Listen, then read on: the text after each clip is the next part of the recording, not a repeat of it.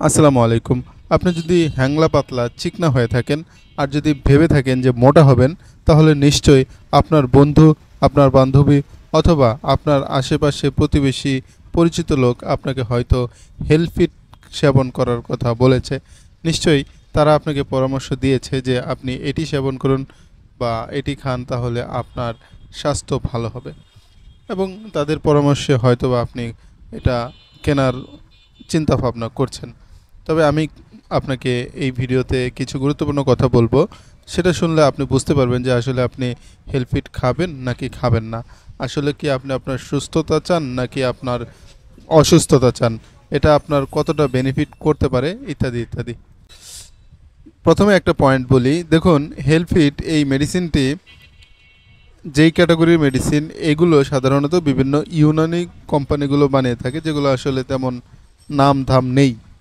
আপনি হয়তো খেয়াল করবেন, বাংলাদেশে সুপ্রতিষ্ঠিত যে সকল মেডিসিন কোম্পানি রয়েছে, তারা কিন্তু এ ধরনের মেডিসিন তৈরি করে না। স্কোয়ার বলেন, বেক্সিমকো বলেন, তারপর হামদর্দ বলেন, ইবনে সিনা বলেন, যে সকল নামি দামি প্রতিষ্ঠান রয়েছে যারা ইউনানি মেডিসিন তৈরি করে, পাশাপাশি এলোপ্যাথিক মেডিসিন তৈরি করে, তারা কিন্তু এ ধরনের ট্যাবলেট তৈরি করে না। এটার কারণ হচ্ছে এটাতে যে সকল উপাদান দিয়ে এটাকে তৈরি করা হয় সেগুলো আসলে তেমন একটা গুরুত্বপূর্ণ নয়, সেগুলো আসলে স্বাস্থ্যের জন্য ততটা উপকারী নয়।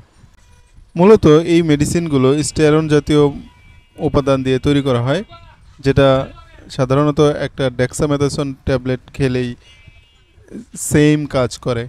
আপনি ৩৬০ টাকা দিয়ে এই ট্যাবলেটটা না কিনে আপনি যদি ১০-১৫ টাকার ডেক্সামেথাসোন ট্যাবলেট কিনেন, তাহলে দেখা যায় যে সেম কাজ করবে। তার মানে এটাতে তেমন গুরুত্বপূর্ণ কিছু নেই।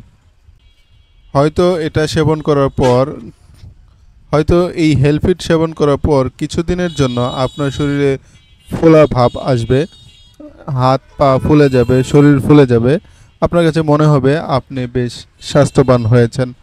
এর পাশাপাশি আপনার মুখে প্রচুর রুচি আসবে, যা পাবেন তাই খেতে পারবেন। এতেও মনে হবে যে আপনি মনে হয় অনেকটাই সুস্থ হয়ে উঠেছেন। কিন্তু প্রকৃত অর্থে যখন আপনার এই ওষুধটা শেষ হয়ে যাবে, সঙ্গে সঙ্গেই কিন্তু আপনি আবার পূর্বের অবস্থায় ফিরে আসবেন। কিছু কিছু ক্ষেত্রে দেখা গিয়েছে যে আগের চেয়ে স্বাস্থ্য আরও খারাপ হয়ে যায়। আরেকটা বিষয় আপনাকে বলি, আমরা অনেকেই চাই স্বল্প সময়ে মোটা হয়ে যেতে, স্বল্প সময়ে স্বাস্থ্যবান হয়ে যেতে। এই স্বল্প সময়ে স্বাস্থ্যবান হয়ে যাওয়ার প্রবণতা থেকেই মূলত এই ওষুধগুলো তৈরি করা হয়। মনে রাখবেন, স্বল্প সময়ে বা অল্প সময়ে স্বাস্থ্যবান হওয়া যায় না। মূলত আমরা এই অল্প সময়ে মোটা হতে চাই বলেই এই কোম্পানিগুলো এই মেডিসিনগুলো উৎপাদন করে বাজারে ছাড়ে। আর আমরা যারা না বুঝে এইসব ঔষধ সেবন করি, তাদের জন্য এই কোম্পানিগুলো টিকে আছে। স্থায়ীভাবে মোটা হওয়ার জন্য মূলত আপনার অনেক ভালো মেডিসিন রয়েছে। যারা ভালো ডাক্তার, ভালো ফার্মাসিস্ট, ভালো স্বাস্থ্যকর্মী, তারা কখনোই এই ধরনের মেডিসিন সাজেস্ট করে না। তারা আপনাকে অন্যান্য মেডিসিন দেবে। হয়তো আপনি ভাববেন ডাক্তার বেশি ইনকাম করতে চায়, সেজন্য হয়তো আমাকে এত মেডিসিন দিচ্ছে। আসলে ব্যাপারটা এমন নয়। ভালো ডাক্তার, ভালো ফার্মাসিস্ট আপনাকে যেই মেডিসিন দিবে, সেটা কাজ করবে ধীরে ধীরে, এবং কাজ ধীরে ধীরে কাজ করলেও সেটা স্থায়ীভাবে কাজ করবে। সেটা আপনার স্বাস্থ্যের পক্ষে ভালো। মনে রাখবেন, বেশি মোটা বা বেশি ওজন বাড়ানো মানেই সুস্থতা নয়। সুস্থতা একটা ভিন্ন জিনিস। সুস্থতা মানে হচ্ছে আপনি সুস্থ আছেন, আপনার শারীরিক অবস্থা সব দিক থেকে ভালো, সেটাই হচ্ছে সুস্থতা। আপনি অনেক মোটা হয়ে গেলে বরং আপনার অসুস্থতা আরও বেড়ে যাবে। মোটা মানুষ যাদের শরীরে ওজন বেশি, তারা নানান ধরনের রোগে আক্রান্ত হয়ে থাকে। তাই আপনি কেন শুধু শুধু রোগের বাসা বানাতে চাচ্ছেন শরীরটাকে? এগুলো না করাই আপনার জন্য ভালো হবে। যদি আপনি এই মুহূর্তে সুস্থ থাকেন, সেটাই আপনার জন্য সবচেয়ে বড় নেয়ামত।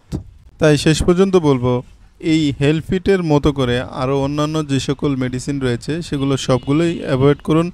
এগুলো থেকে দূরে থাকার চেষ্টা করুন। একজন ভালো ডাক্তারের পরামর্শ নিয়ে ঔষধ সেবন করুন, তাহলে আপনার ক্ষতির চেয়ে বরং উপকার হবে। আবারও বলছি, বন্ধুবান্ধবের পরামর্শ নিয়ে, আত্মীয় স্বজনের পরামর্শ নিয়ে কোনো মেডিসিন খাবেন না। নিজে অনলাইন থেকে ভিডিও দেখেও কোনো মেডিসিন খাবেন না। একজন ভালো ডাক্তারের পরামর্শ নিয়ে তারপরে ওষুধ সেবন করুন।